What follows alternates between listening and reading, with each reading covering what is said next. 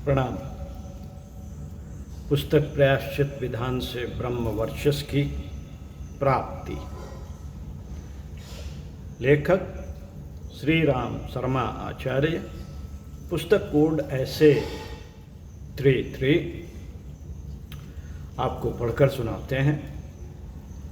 प्रायश्चित विधान से ब्रह्म वर्चस्व की प्राप्ति। मित्रों, अज्ञानवश मनुष्य से पाप कर्म होता है। जब उसे अपने कुकृत्यों का बोध होता है तो भारी ग्लानि होती है तथा अंतरात्मा कचोटती रहती है। अपराधी यदि न्यायालय में अपना अपराध स्वीकार कर ले तो भी पूर्ण रूप से कानून उसे क्षमा नहीं कर देता। उसे अपने अपराधों के लिए दंड भोगना ही पड़ता है। ऋषियों ने पाप कर्मों के दंड के रूप में प्रायश्चित का विधान रखा था, जिसे सामान्यतः 4 चरणों में विभक्त किया जा सकता है। नंबर 1, अपने जीवन के दुष्कर्मों की सूची बनाकर उन पर पश्चाताप व्यक्त करना। नंबर 2, आत्मविश्लेषण करना तथा उन दुष्कर्मों को कभी न दोहराने का संकल्प लेना। किसी समर्थ व्यक्ति के समक्ष उनका प्रकटीकरण। नंबर 3, दंड स्वरूप अपने ऊपर दबाव डालना, शारीरिक एवं मानसिक कष्ट झेलना।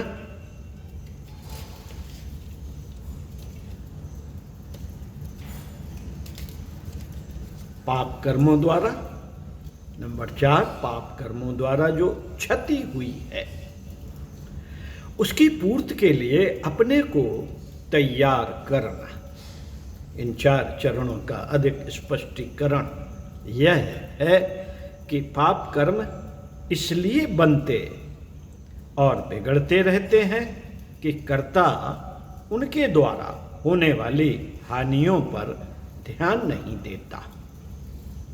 उन्हें अन्य लोगों द्वारा भी अपनाई जाने वाली सामान्य क्रिया प्रक्रिया मान लेता है और ऐसे ही हल्के मन से उन्हें करता चला जाता है। बाद में वे अभ्यास बन जाते हैं।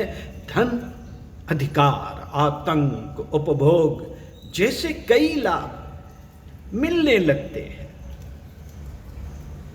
तो उनका आकर्षण और भी अधिक बढ़ जाता है। पीछे वह आदत स्वभाव का अंग बन जाती है और बाहर वालों के समझाने, बुझाने एवं डांटने डपटने से भी नहीं छूटती। कुमार्ग में विरत होने का एक ही मार्ग है।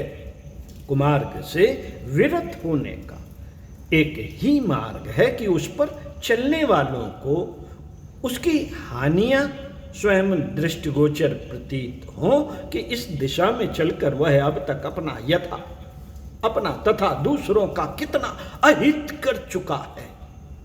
गतिविधियां जारी रहीं तो और भी हानि हो सकती है।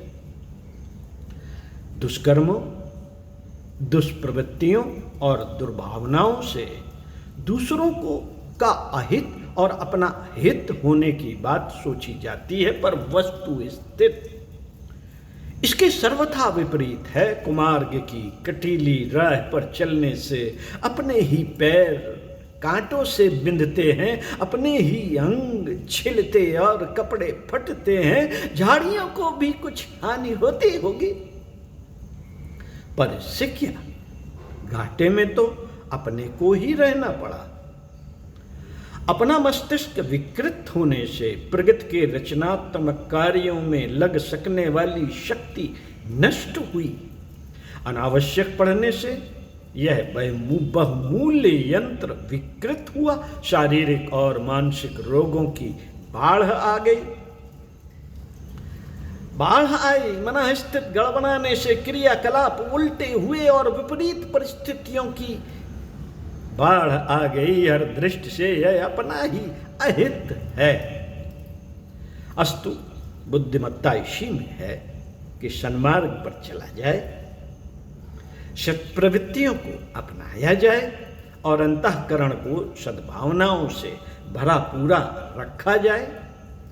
इस प्रकार के चिंतन से ही यह विरोधी प्रतिक्रिया उत्पन्न हो सकती है, जिसके कारण दुष्कर्मों के प्रति भीतर से घृणा उपजती है, पश्चाताप होता है। यह घृणा और पछतावा ही वे आधार हैं जिनके सहारे भविष्य में वैसा न होने की आशा की जा सकती है। अन्यथा कारण रस उपजा सदाचरण का उत्साह शमशान वैराग की तरह ठंडा हो जाएगा और फिर उसी पुराने ढर्रे पर गाड़ी के पहिए लुढ़कने लगेंगे।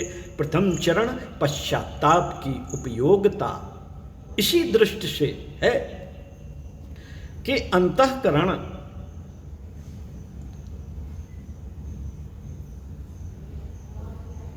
में अनाचार विरोधी प्रतिक्रिया इतनी उग्र रूप से उभरे कि भविष्य में उस प्रकार के अनाचार की गुंजाइश ही शेष न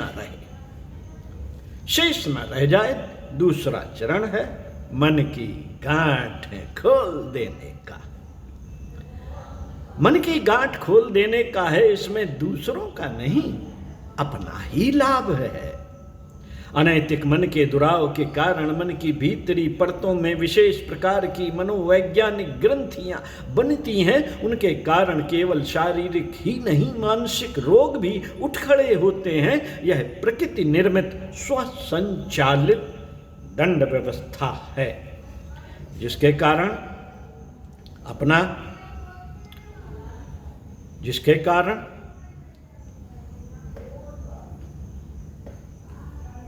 अपना आपा ही न्यायाधीश बनकर अनाचार के दुष्परिणाम प्रस्तुत करता रहता है। वे ग्रंथियां व्यक्तित्व को बुरी तरह लड़खड़ा देती हैं, उन्हें विकृत, बेढंगा, बेहुदा और सिलसिले का बना देती हैं। ऐसा कुर्ता कुड़ाता, खींचता खिजाता देखा जाता है। हंसने हंसाने की, सहयोग देने की, पाने की और उसकी स्थिति ही नहीं रह जाती। यदि इस स्थिति से छुटकारा न मिले तो अर्ध विक्षिप्त, अर्ध मृतक, अर्धांग ग्रसित रोगी की तरह गया गुजरा उपहासास्पद तिरस्कृत जीवन बिताना पड़ता है। विकसित व्यक्तित्व का लाभ यदि समझा जा सके तो उसका मूल्य चुकाने की भी तैयारी करनी चाहिए। खुला मन, स्वच्छ मन, दुराव रहित मन ही व्यक्तित्व को गौरवान्वित स्थिति तक पहुंचाने में समर्थ हो सकता है। मानसोपचार में रोगी के अब तक के जीवन के सामान्य जीवन क्रम को विस्तार पूर्वक सुनाने के लिए कहा जाता है। चिकित्सक उन संस्मरणों को बड़ी रुचिपूर्वक सुनाता जाता है। उस प्रसंग में उन घटनाओं की भी चर्चा हो जाती है जिन्होंने अचेतन मन पर कोई अवांछनीय छाप डाली और मानसिक स्तर लड़खड़ा गया। मन में चुभा वह कांटा यदि निकल गया, मन में चुभा वह कांटा यदि निकल गया तो वह विक्षिप्त व्यक्ति स्वमेव अच्छा होने लगता है और कष्ट कट जाता है। अनैतिक दुरावों के प्रकटीकरण में यह खतरा भी है और ओछे व्यक्ति उन जानकारियों का अनुचित प्रयोग प्रकटीकरण करने वाले की बदनामी करने तथा हानि पहुंचाने के लिए कर सकते हैं।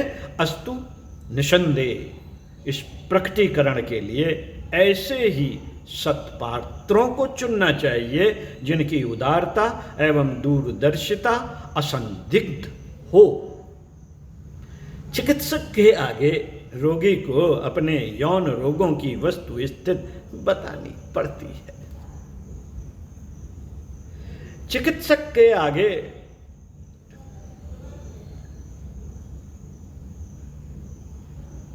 रोगी को अपने यौन रोगों की वस्तुस्थिति बतानी पड़ती है। उदार चिकित्सक उन कारणों को प्रकट नहीं करते फिरते जिनकी वजह से वह रोग उत्पन्न हुए। उनका दृष्टिकोण रोगी की कष्ट निवृत्ति भर होता है।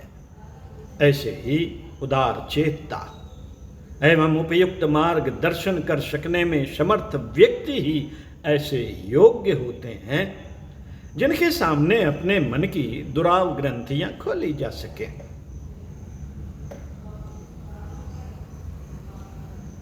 हर किसी के सामने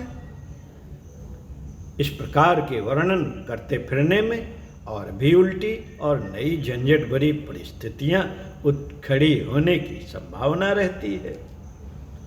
अस्तु इस संदर्भ में जहां रोगी और चिकित्सक हों वहीं प्रकटीकरण की बात सोचनी चाहिए। मित्रों, ईसाई धर्म में प्रवेश करने वाले को बपतिस्मा लेना पड़ता है। उस संस्कार के समय मनुष्य को अब तक के अपने पाप पादरी के सम्मुख एकांत में कहने होते हैं। उस धर्म में मृत्यु के समय भी यही करने की धर्म परंपरा है। मरणासन्न के पास पादरी पहुंचता है। उस समय अन्य सब लोग चले जाते हैं, मात्र पादरी और रोगी ही रहते हैं। वह व्यक्ति अपने पापों को पादरी के सामने प्रकट करता है। इस प्रकार उसके मन पर चढ़ा भार हल्का हो जाता है। पादरी शांति सद्गत की प्रार्थना करता है और रोगी को आश्वस्त करके महाप्रयाण के लिए विदा करता है।